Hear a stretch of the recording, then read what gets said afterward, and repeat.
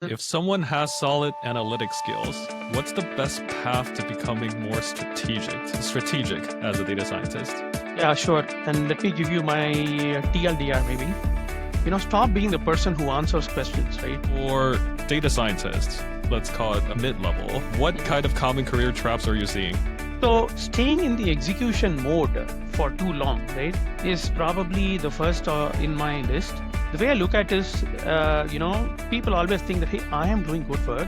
Why am I not getting promoted, right? That's the fundamental problem that everybody has. They don't understand that you have to evolve into someone who frames problems. Do you expect people under you who are trying to look for promotions or on your team are looking to move to the next level? What do you look for? You want to understand, you first have to understand that you're actually applying for a new job, even though it is within the same company. So if you're applying for a new company, you take care of how much are you preparing, right? You prepare for interviews, you prepare for your resume, you reach out to people, you network, all of it is applicable here. Now, how do you want to do that? Now let's break it down. What is the visibility that we need for promotion? So first of all, you want to be the one that grabs the opportunity. Even that is visibility. So that is why I said what visibility you're trying to do, right? Visibility is a big sort of a rainbow, and you have to click every color if you want to go. On the podcast today, we have Siddarth Ranganathan, Director of Data Science at Microsoft.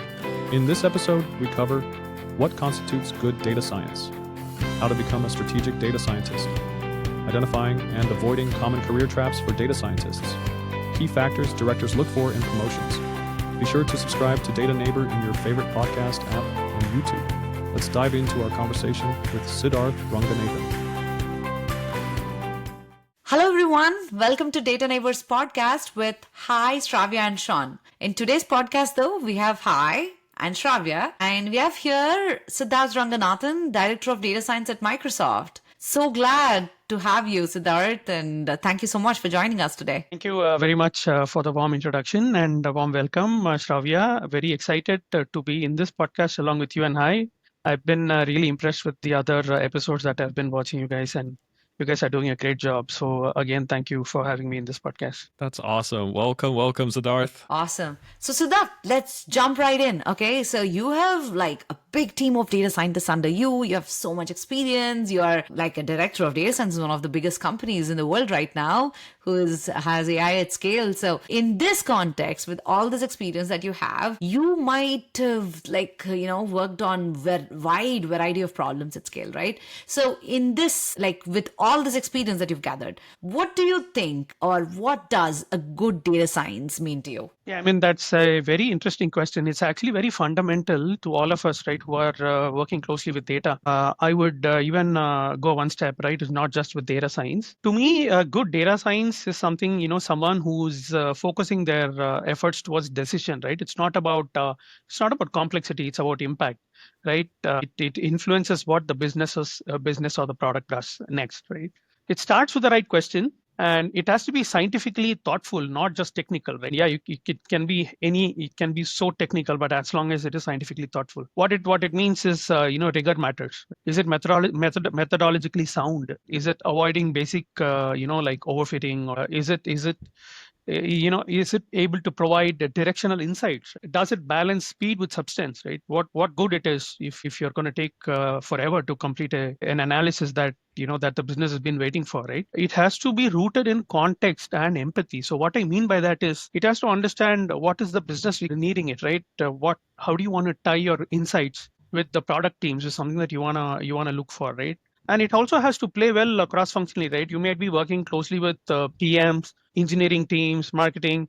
So you cannot, do your own work as your data science work in a vacuum, right? It has to play well cross-functionally.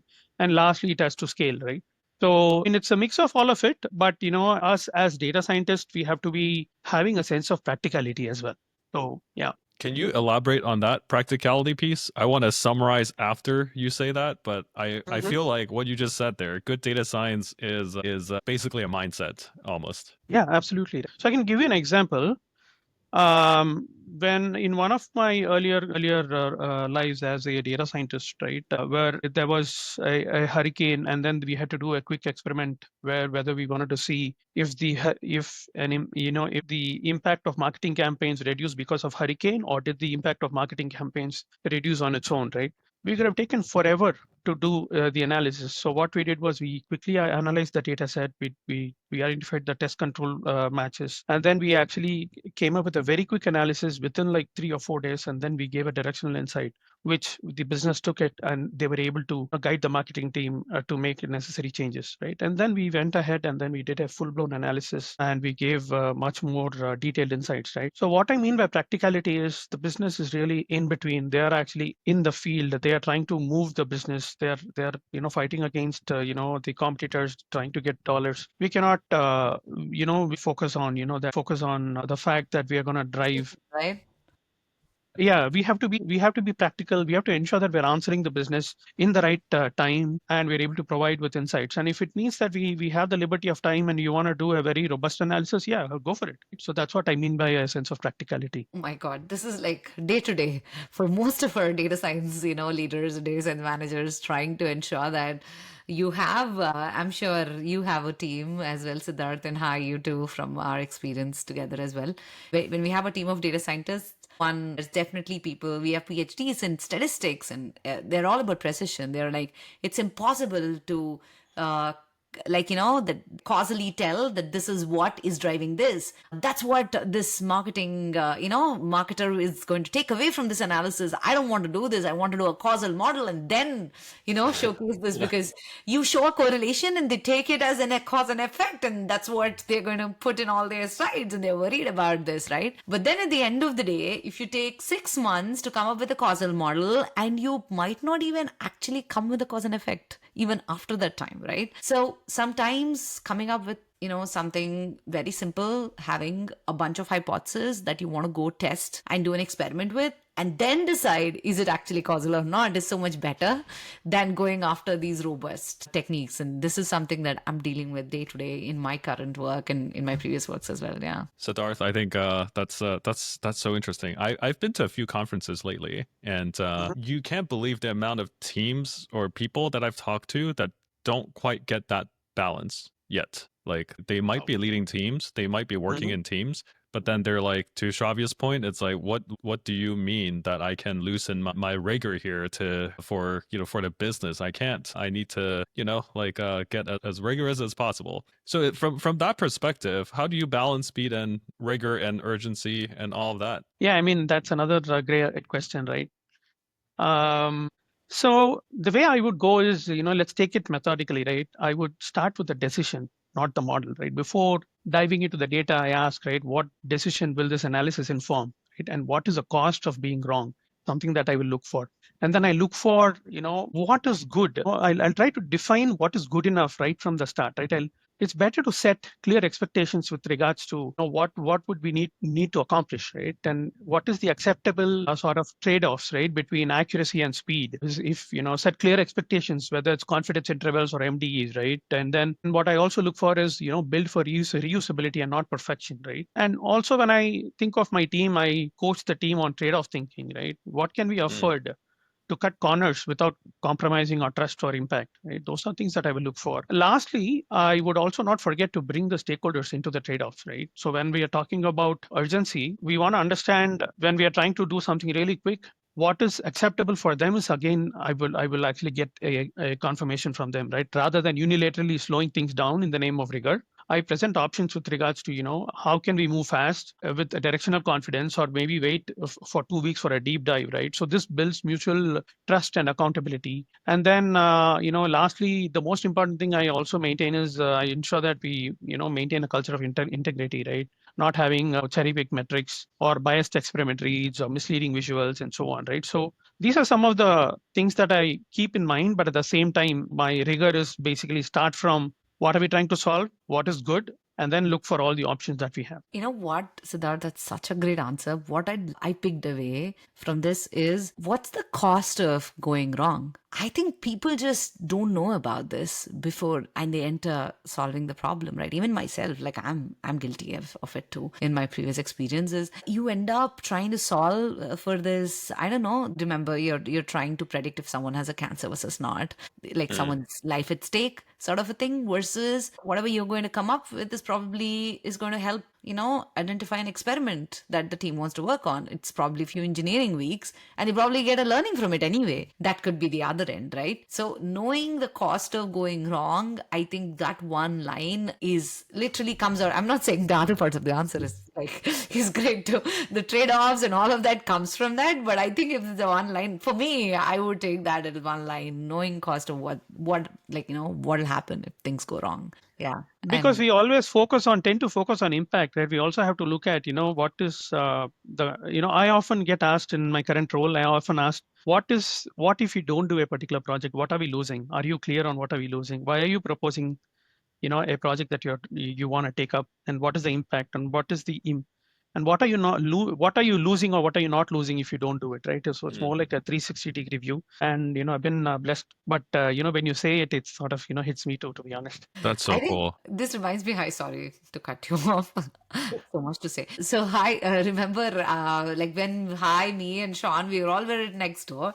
I think we used to, like, all three of us used to be the proponents of when someone asked this, please do this, then we were like, what are you going to change based on the answer that I give you, right? So that's kind of what you're saying. So not what will this help? I'm not even looking for helping or supporting. I'm looking for what are you going to change now that you'll know the answer for this. And it just saved us so many times out of so many projects that people are going to do that anyway. They just need some, like Validation. validation. Yes, exactly. And things like that. I mean, it's good to know. It'll probably help us opportunities, impact and stuff. But if it's already in the plan for roadmap anyway, then why do it now? You're going to get it. Yeah. Another way of looking at it is like what you were telling is what would it not help, or like what would it change? So we looked at it the same thing too. But yeah, very important. Siddharth, one thing that caught my interest is your trade-off mentality. Like you taught your team about that. To me, that's kind of like speaks to, and we kind of emphasize this quite a bit on a podcast. In the age of AI, the most important thing is probably going to be around judgment, like exercising your domain knowledge, your judgment, your taste on if the doing piece is cheap, where AI is doing everything, then you need to know what is good, what is bad, and all that kind of stuff. So when you coach your teams, when you coached other maybe like junior data scientists or people who haven't been at your position for as long as you have, what do you tell them? How do they pick that up?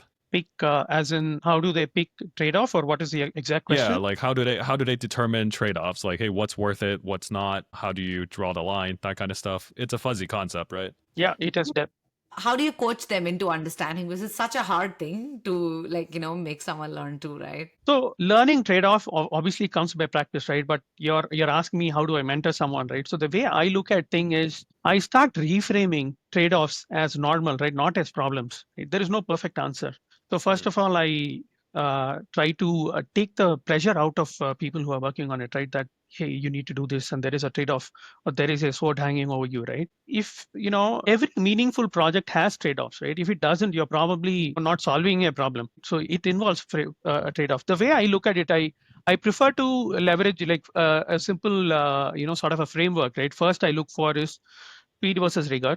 Then I look for simplicity versus accuracy. Then I look for, are we solving like a local problem or a global problem, right? Is it your particular feature, or is it like, solving the entire, like it's solving your larger problem for your entire product on the whole? Is it short term versus long term is something that I do. And lastly, but more importantly, are we able to actually determine the impact, and are we able to clearly quantify is something that I always look for. And is that available at the end, right? I don't want to take that as at the very final step to quantify the impact. I want to do it ahead of time, right? So I kind of keep these 3 or 4 checkpoints to determine if, to go to, determine, what are the trade-offs that you're taking. Okay, got it. So you have multiple dimensions. I like how you lay it out there instead of it's a fuzzy thing. You'll learn it as you gain more experience, but you give it a little bit more structure. And I like how you were able to do that, because that's hard to articulate. So great job. Yeah.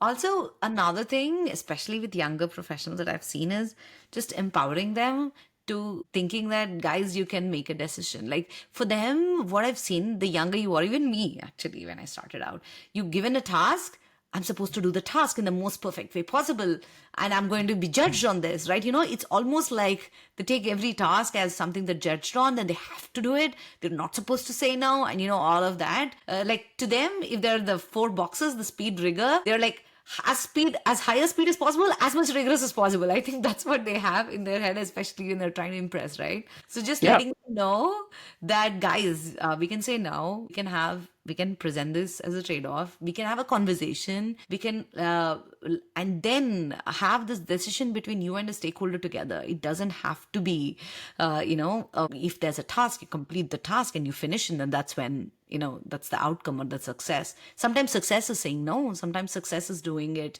just a little bit and not doing the whole thing, right? So just letting them getting empowered into a decision making that they could do themselves, and all of that as yeah. Yeah, actually, I really like what you're saying. Thinking of it again, what I do also try to do is I don't try to, if somebody has bias for action, I sort of encourage it. When we are taking this trade-off, I ensure that we're not slowing down the bias for action. That's another thing that I do it consciously within myself, right? So while we're taking this, and that's actually the purpose of trade-off, right? You want to go quicker. So we want to encourage people who want to really solve problems faster, given the time, right? So yeah, I think that's an interesting perspective. Awesome. Do we want to jump into okay, cool. So one thing, Siddharth, I want to understand is that from your point of view, like what do people misunderstand about product data science, or what do data scientists do in a product company, right? Just because maybe before we get there, data scientist is such a wide topic. We've covered this in our previous podcast too, the different types of data scientists that we have. Research scientists, data and applied scientists, and data scientist analytics and all of this. But if there is like one theme around all of this is about helping with product decisions in a company and a data science role in that. And can you probably talk about some stereotypes or misunderstandings and things like that? Yeah. Yeah, actually, I can build up on the various titles that you mentioned, right? First of all, product data scientist also has has more than one title, right? Some companies call it data scientist, product analytics. Some companies call it product data scientist. Some companies call it data scientist, right? So even within product data scientist, it's been called in with different titles, and that's the first step. But double clicking on the type of the roles that you perform, right? The first misunderstanding is that data scientists just build ML models, right? That's the first myth that people have. So they don't appreciate that we have to start right from defining the metrics, diagnosing the product performance, designing and analyzing experiments, understanding user behavior through exploratory analysis, and influencing product roadmaps with insights, right? These are areas where where data scientists play a key role is something that I seriously believe, or I seriously, when I speak to aspirants, when I explain all of this, they sometimes are like, oh wow, right? They go like, oh wow, is this what people do? And sometimes it's frustrating, but at the same time, it is what it is. The other thing is it's a purely technical role. That's another misunderstanding, right? Product data scientist is a very highly cross-functional and a strategic role with among all data scientists, I would say, right? You work with Business, right? Very close to yeah, business. exactly. One of the data scientist roles that are very close to business. You can choose to become as technical as you want. You can choose to become as business savvy or business, be the business driver or growth driver as you want. You can closely work with engineers. You can closely work with marketers. You can translate the business needs into analysis and translating, insights to action and so on, right? So, you have the entire gamut of, exploring yourself, right? As a right from the business side to technical side. Of course, it also depends on the type of product that you're going to work on as well. But I have to say that if I have to be, wear a neutral hat. The other thing is people also think that experimentation is easy. There is this common misconception that, people might have made some simple A/B tests on a machine learning environment, and they think that they understand what is A/B test. But only when they actually, open and understand the statistical rigor, the speed, the real world, the messiness that they have to deal with, that is when they know what is A/B test, right? And I'm not even getting into causal inference methods, right? I'm even within A/B test, there is so much misunderstanding. And then the other thing is, misunderstanding is data scientists sort of react to requests. But in high performing teams, right, the data scientists drive product strategy. They have a seat in the table. they can, they are a part of in small pods. They are in a pod, depending on the company, right? There are companies where you have pods. You may have a product scientist, you may have a product manager, a data scientist, and an engineer. So you are as important as anybody in that team, right? So, and even in larger teams, data scientists have a seat in the table. They drive product decisions, they measure impact, and they ensure that the OKRs are met with. They proactively identify problems, prioritize opportunities. There's so much to it, right? It's such a deep role that people don't realize it. Yeah. Siddharth, I love everything that you said. The really interesting piece is I feel like this probably plays out on Reddit. So on Reddit, if you actually go to the data science subreddit, there's a lot of people that are like, hey, I don't want to do the traditional product data science work. That's not what I studied for. That doesn't sound like what my interest lies. And I was promised something else when I studied data science. Do you have any sort of like, have you come across kind of like that, those type of misconceptions or people like that? And how do you kind of give them the reality, if you will? Yeah, I have. Yes, in fact, that's one of the few questions that I ask when I speak to people. So it's a very fundamental question, right? So first of all, check with, if you speak to an aspirant, right? I check with them with regards to their interest. Are they really interested in coding, or are they interested to solving business problem, right? So I try to push them to become self-aware, to see where their interest lies in, right? And if their interest is in solving business problem, then I sort of open the hood and then explain what this entails. And then, whereas the traditional machine learning roles have actually gone towards the software engineering route, right? And if that's not where their skills are, and if and their interests are, they better take the product route, right? So it sort of sometimes becomes an eye opener for candidates or aspirants. It's a very fundamental question, but I think it's a very, very an important one that everybody needs to understand. So this is something that I deal with regularly too. If you have a bunch of projects, there's P0 projects, which is highest priority for business, which and there's P3 or P2, something that's not important for business, and P0 for data scientist, which is building a model or doing something, being a product data science, not like an ML data science, right? So because at the end of the day, if we're going to get impact of XX dollars, of XX million dollars, with probably you finding an opportunity where users are, struggling today, that you want to push and find that and throw light at it, and we build an experiment or a feature for that, then that's where we get the money from. Sometimes it could be from this really, fancy model and things like that, then yes, then it could be that. But if you are optimizing for that and you end up not liking where you are, I think this is something that everyone tries to deal with. Everyone wants to work on a really technical problem, which might not be impactful for business. In fact, we probably don't have enough time to go after a really technical problem too. Yeah. It's something that we do beyond hiring, is what I meant to say. Yeah. Oh, okay. Yeah, let's switch gear a little bit. I really want to ask this question and see what you think, Siddharth. If someone has solid analytic skills, what's the best path to becoming more strategic as a data scientist? Strategic gets thrown around a lot. Like probably most people have heard from feedback. You need to be more strategic. You have to have a strategic mindset. What does that actually mean for a data scientist? Yeah, sure. And let me give you my TLDR maybe. Stop being the person who answers questions, right? Become the person who frames them, challenges them, and probably, drives the decision as well, right? So that is what I call a strategist, right? So if you really want to grow, it's not about, taking a business problem and solving it. It's better if you're able to identify them, frame them, implement them, and see for yourself, right? So that's the first, step that I would do. If I have to double click on it, I look at it in multiple dimensions. First, I will try to shift the focus from outputs to outcomes, right?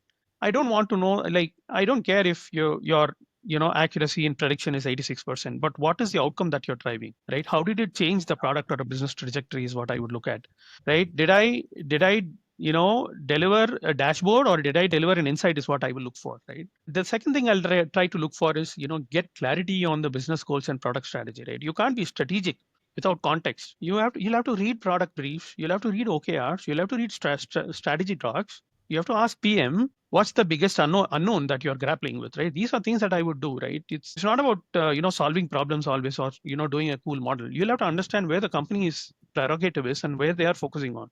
and you have to better align yourself, and then you have to ask better questions, right? This is personal, right? You have to train yourself by the more clarifying question that you're able to ask, you're actually putting yourself in, probably you can solve half of the problem if you're able to clarify the context very well, right? What is the underlying goal? Are we solving this a symptom or a root cause is something that I look for. And then also have a thorough understanding of all the metric definitions and measurement strategies and so on. And then the last part is more of influencing, right? Now you've completed the project, how do you then influence it? Do you develop a point of view on it, right, with recommendation? It's okay if your point of view may not be in line with maybe the final decision could be not in line with your point of view, but you have to develop a point of view. You'll have to influence and not just inform, right? These are things. And then the last part is being able to communicate the impact. So it requires a bit of all of it. Nice. Very cool. I feel like our trailer is set. I know, I know. So again, I think tagline to me, what is it? It's not the output, but the outcome. I think that's a good one to ensure that you're more strategic. So I'm not kidding, right? Whenever I see, so if I post, I grew my team from 4 to 20, like 25 this year. Whenever I post a job, I'll get a resume saying that, hey, I worked on XGBoost, I got 80% accuracy. I mean, like, so what? Did they do it? What did they do with it, right? It's It's an academic, sometimes right? exactly. So it's not about outputs, it's outcomes. So yeah. Yeah, I mean, this is another big feedback that I think people like you, me, and Hive would have given to all the people who in resumes as well, to showcase the outcome, not the output, right? So probably like maybe if you were like student and you didn't have an outcome, you could actually work on something with an outcome even as a student. That's a Yes. different point altogether. But at least as an experienced person, you should always be knowing your outcome. You can't be talking about your output. This is like in your resume. And let's say you're working now, irrespective of you wanting to change your jobs or whatever, like, devise a resume, you should be knowing your outcome of every project that you're working on. Because a lot of people, like you said, just answer the question and just get done with it and move on to the next question. Following through, knowing what exactly changed based on what you gave is going to be helpful for you in that moment to know if you answered it right. Is that even the right solution? And help you grow in your career in that same company, that guys, I'm doing such an important job, I'm improving outcomes, give me a promotion, makes sense. And if you want to move out of your job, you put stuff on your resume with good outcomes and you talk about it in your call, right, with a good outcome. Like, it's going to help you everywhere in your job. Just be good technically, because you don't want to work on things that have bad outcomes, and to get better into a better job in future as well. So it's all in all important to know that. Yeah. I have a thought experiment with you, Siddharth, based on what you just said. So Okay. let's assume in an organization where people are so used to saying yes to everything, how do they become strategic from that perspective? Like, let's say, like, hey, 3 years in, that entire team is mostly someone gives me a request, I am answering it. Yes, somebody submits this ticket, and then I turn it around and I'm like, yes, I'm done. What should they do to kind of turn it around? First of all, within, if they're going to say yes, they're going to be slammed with work, and they might probably have like 16-hour work days, right? So they're going to get the realization within a quarter that they cannot do that anymore, or they have to do something about it. But what I would do is think of OKRs, right? Like, you are leading a team high, right? You may have a bunch of OKRs that you want to do, right? So whenever you may have your own ranking of OKR, this is my OKR number 1, this is my OKR number 2, this is my OKR number 3, right? So then you might when you say yes, right, you might want to see, where does this particular project fall into my OKRs, and how much is it going to be? Is it going to help you move your OKR in the positive direction? Is something that I would encourage people to do. And what it also means is, you will have to basically calculate the impact. And after you calculate the impact, you'll also have to calculate the priority of the project, right? And different organizations have their own ways to calculate the weightage of a product, right? There are cases where business team just simply give 1, 2, 3, 4, 5, and then you can take up in that order of priority. In IT terms, they call it weighted shorted job first. What it means is they weight every project in terms of how quickly it can be delivered. But in data science parlance, the way I look at is, what is the OKR that we're trying to move? how much am I trying to move and how quickly am I trying to move, and then take those projects. And then once you're at capacity, you'll have to park the projects that are that your team might have originally said yes to, probably for the next quarter or next semester, right? So that is something that I would start with. So basically, high ROI items, high return on investment items that would give the return in the OKRs, right? Because there are goals that are set. So if you are a data scientist, you are probably a data scientist in an embedded team or in a team that you are probably helping move OKRs for, knowing what, when you get a question, see if the answer to the question is going to move that OKR. In how much time is it going to move it? Is it worth the return? Like, is it good return of investment or not? I think these, right? Yeah. Yeah. Practice, yeah, basically fundamentally, right? Practice identifying the impact, number one, and number two is once you have the impact, you have to then weight it, right, or prioritize it in. And that priority is your team might not be the only team that determines the priority. Where you may have to collaborate with engineering team. Maybe they don't have bandwidth, or maybe they have bandwidth, or maybe it's in the lowest priority for them, right? So what is the point in you doing an analysis now, which the engineering team is going to productionize at 6 or 8 months down the line? So you pick another one, right? So the way you want to prioritize will change according to the org that you're in, but at least you have to start with understanding the impact of a project and where it fits into your OKR is something that you need to do. Got it. Yeah, no, that clarity is so underrated, feels like, because it sounds very obvious, but then I mean, you all probably would agree to this. It's rarely done. At least rarely done well. Yeah, well, you will be taught the hard way if you're not doing it. Yeah. I love how you started it. Like, you're burnt out. That's an example. That means that you have to change. You're working, 60 hours a week, things like that. Hey, in my example, people have survived 3 years. So there you go. Kudos to them. Yeah, I wouldn't be able to do it. Awesome. So, Siddharth, now going into, I know it's been like a while we didn't talk about AI, and I think we should talk about AI and what in this world, how do you think, like, when it comes to artificial intelligence and Gen AI stuff, how do you think data science is changing with this? With like LLMs, there are multiple aspects, right? There are aspects related to productivity, increase in productivity. There are aspects related to just, new ways of working as well. So wanted to know your 2 cents. So I'm not going to give you the traditional answer, right? Like how the the role of AI engineer will do. What I will try to, the way I look at thing is, as soon as AI comes into the picture, it's going to take the role. Like you have agents now you have MCP and what have you, right?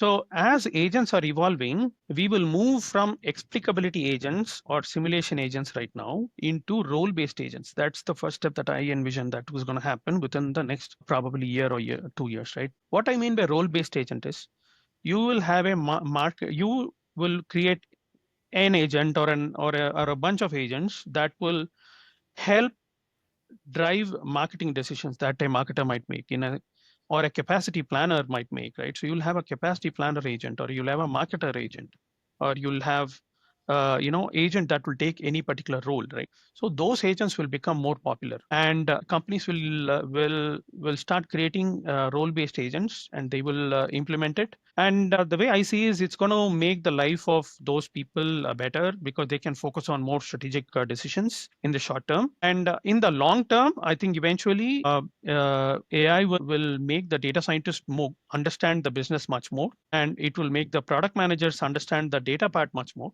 So you will have probably a collusion, or probably both the sides of the stream, right, where the tech and the business there'll be a greater, what do you call, amalgamation of the tech and the business side. That's how I see it. You may call it AI engineer, or you may call it whatever it is, but the way I see is, in the near term, you will see role specific agents. It can be a single agent or a bunch of agents that your org is going to implement, and then in the long run, you will have an amalgamation of tech and business. Interesting. How do you think data scientists should kind of incorporate that future into their current workflows? Into the current workflows, again, right? It depends. So I have spoken to a lot of product data scientists. The percolation of AI is much more on the applied science aspect of it rather than the product aspect of it, right?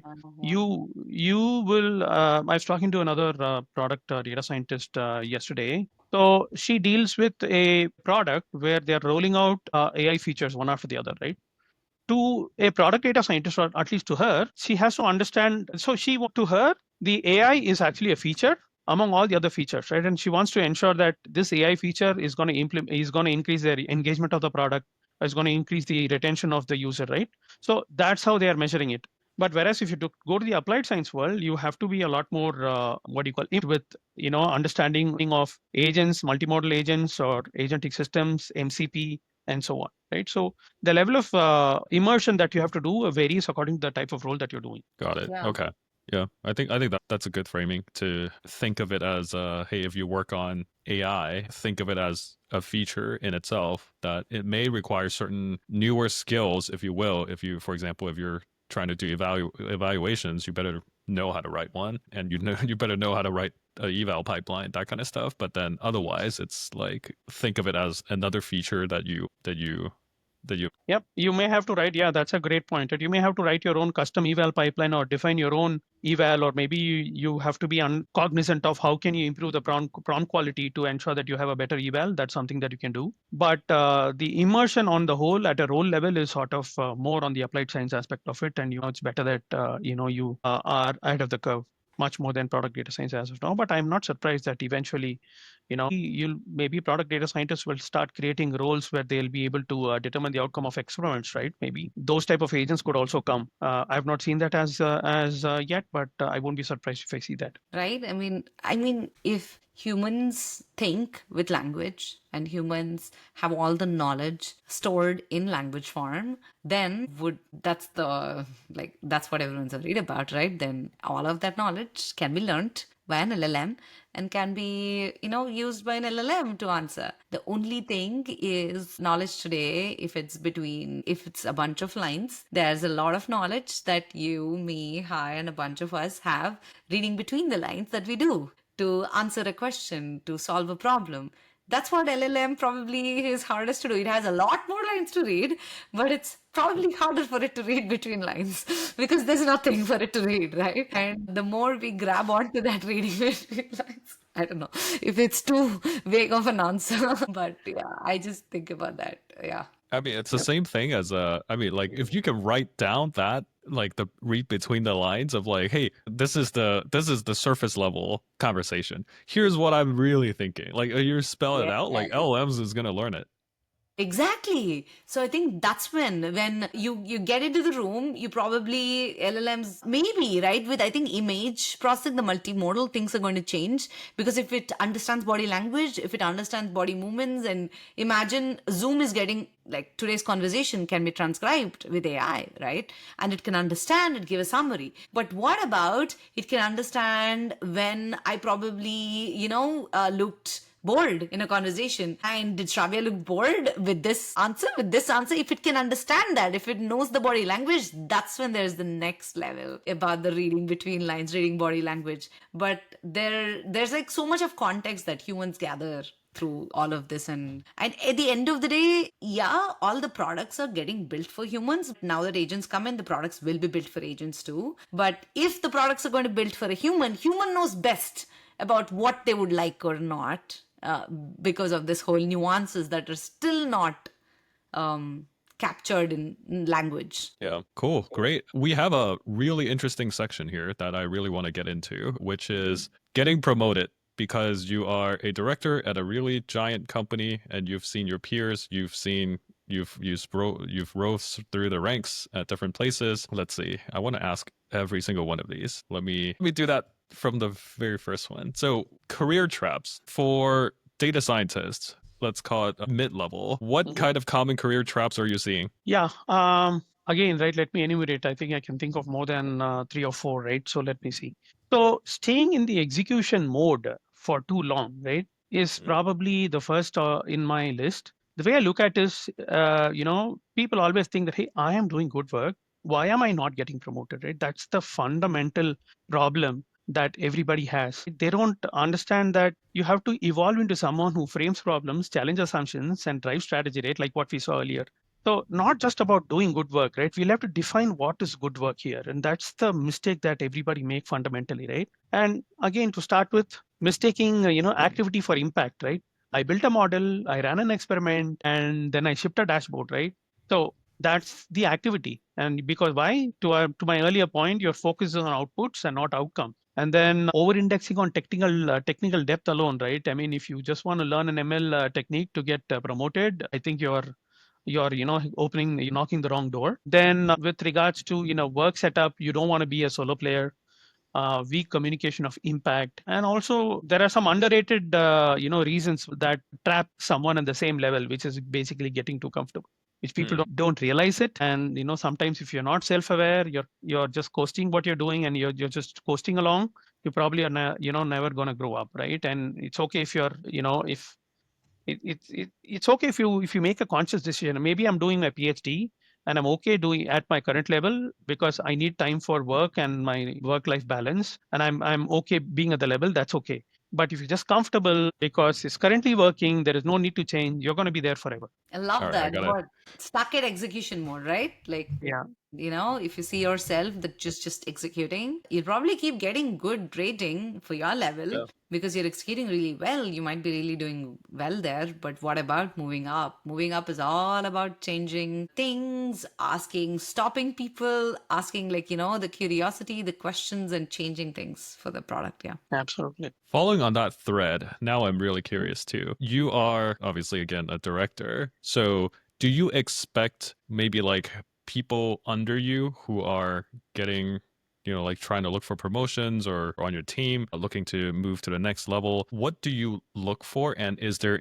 some sort of, for example, like communication style that you look for when they kind of showcase themselves to you? See, I don't try to get people to adhere to the way I communicate. I'd rather have them, experiment themselves and grow. But what I try to do is fundamentally, I try to inculcate the fact that even in the same org, if you want to move from, let's say, IC3 to IC4, IC4 to IC5, whatever it is, right? Or L4 or L4 to L5, whatever it is. You want to understand, you first have to understand that you're actually applying for a new job, even though it is within the same company. So if you're applying for a new company, you take care of how much are you preparing, right? You prepare for interviews, you prepare for your resume, you reach out to people, you network, all of it is applicable here. You should be having a mindset that I am applying for a new job in the same org. That's the first mindset that you need to keep. Now, how do you want to do that? Now let's break it down. First is, what is the impact that am I driving at the current level? Am I driving, the impact that am I driving, is it at the current level, or am I driving more than what I should do? Understanding that. And then secondly, am I owning the projects? Am I able to successfully deliver the projects? And am I able to deliver impact? Now these are all doing the good work part, right? And the other part is the application part, right? You have to understand that if you want to move to the next level, you have to have backers or patrons for you to actually support your case, right? So then, have I identified the right patrons for me to move? And it depends on the level, right? You maybe if you move from, and the company, if you're moving from L4 to L5, you might require like 3 patrons at X level, right? And that means, do you have those 3 patrons with you? And did you have that open conversation with your manager to understand and to strategize who could be your patrons? And are you having a cadence of meetings with your patrons where you understand what are their OKRs and how are you planning to solve them? So it's basically a very methodical way where you have to approach if you want to move to the next level. Lastly, but most importantly, your manager is your referral, right? He's the person who submits your referral. That's how you have to look at your manager. So you have to make the life of your manager easy by actually clearly calling out what is the business impact that you did, what is the org level impact that you did, what is the feature level impact that you did, and how much did you help build the team? Did you help build the culture? Did you help build any capability? It could be like a new pipeline, be a new modeling solution, it could be an agentic solution, what have you, right? So you have to ensure that you're able to cover all aspects that your manager looks for in order to put a favorable case for you. So, and if you're doing all of it, you're probably putting yourself on an accelerated path for your next level. Nice. So you're saying I shouldn't expect when the decision date comes out that I would magically have a promotion if I have done good work, but I haven't Oh talked to my my manager God. about it. Yeah.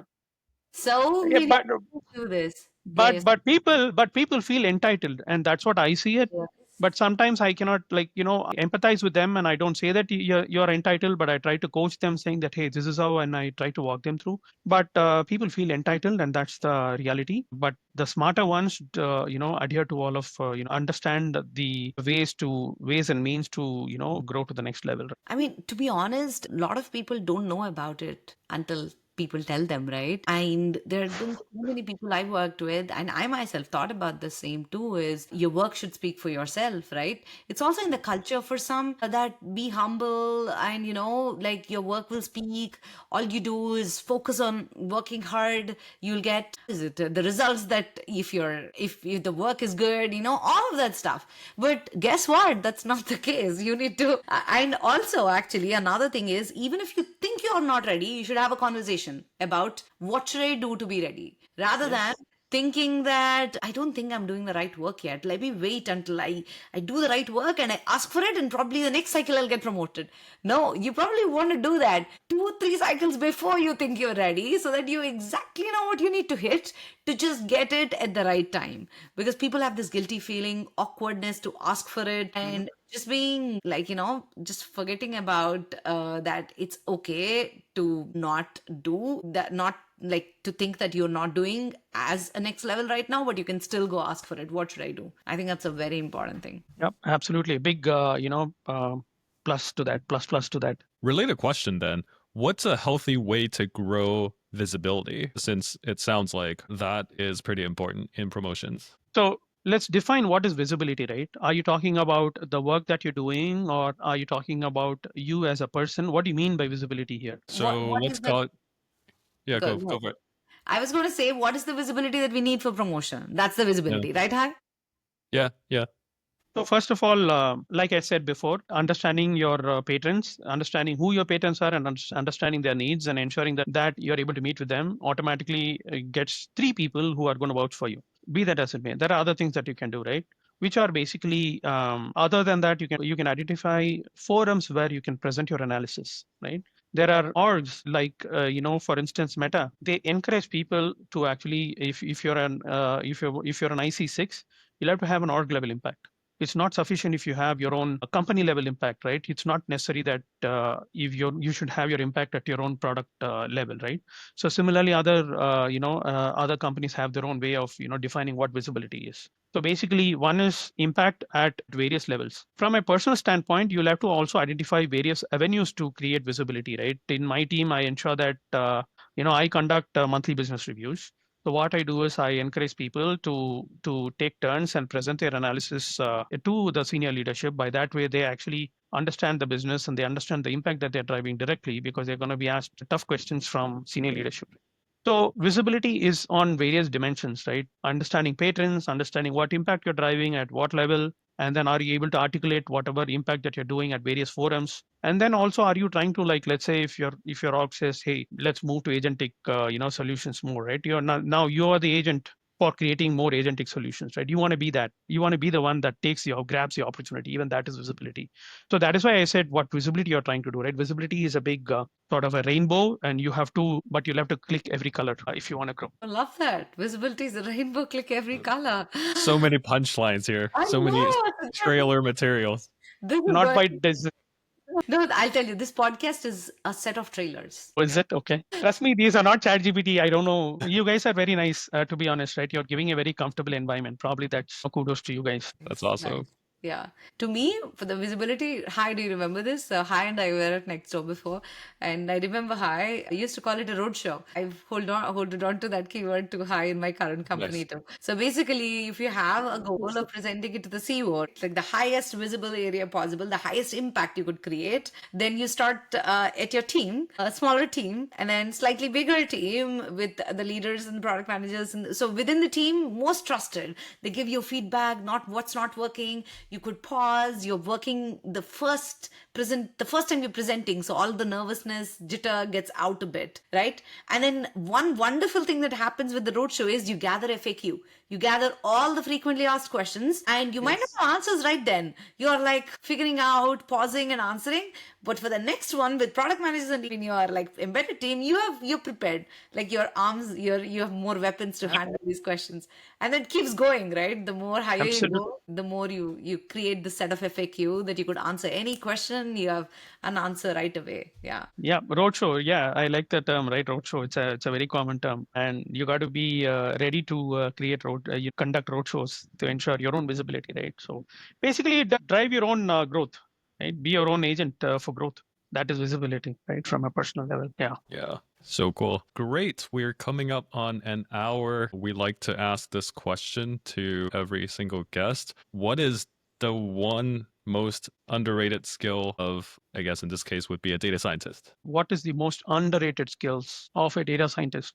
So the first and foremost that I think of is breaking down the problem, and is the most underrated skill. Being able Interesting. to enumerate, breaking down the problem and communicating it and clarifying what you're trying to solve is probably the most underrated skill. I mean, the other ones are more common ones that people think of are communication, right? Are you able to communicate what impact you're driving? That's another underrated skill. Being self-aware and understanding whether am I going in the right direction and am I solving the problem? Is it gonna lead to you should have a sense of, okay, am I able to solve the problem, right? While you're in between the problem is another skill, right?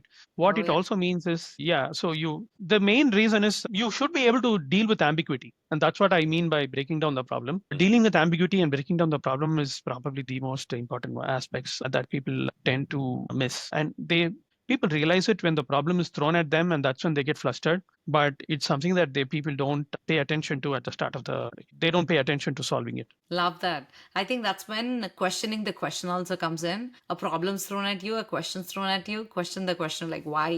Why are we even solving this? Does it mean you want this, this, and this? Basically helps you frame what you're going after. If the framing is not right, then whatever you're solving for is not going to be right at all. So, yeah. Yeah. This is the first time we heard that answer. So, Yeah. kudos, Siddharth. Yeah. Oh, is it? Thank you. 1 out of 35. Yes, that's true, actually. And you're right about the most common one, too. Communication came up a bunch, too. So good job right there. Awesome. Cool. Great. Well, it's been a wonderful conversation, Siddharth. Thank you so much for your time. I'm pretty sure our audience have learned a bunch, and I think they'll take a lot away from just hearing from you. This very practical advice and approach to the world of data science. So thanks everybody. Thank you for listening. Thank you for watching. If you're on YouTube, Spotify, or any of the other platforms, please like, subscribe, and if you have any questions for Siddharth or us, drop a comment. We'll respond to every single one of them. It helps us bring you more content like this in the future. Thanks everybody. Thank you. Thank you. Bye, everybody. Bye.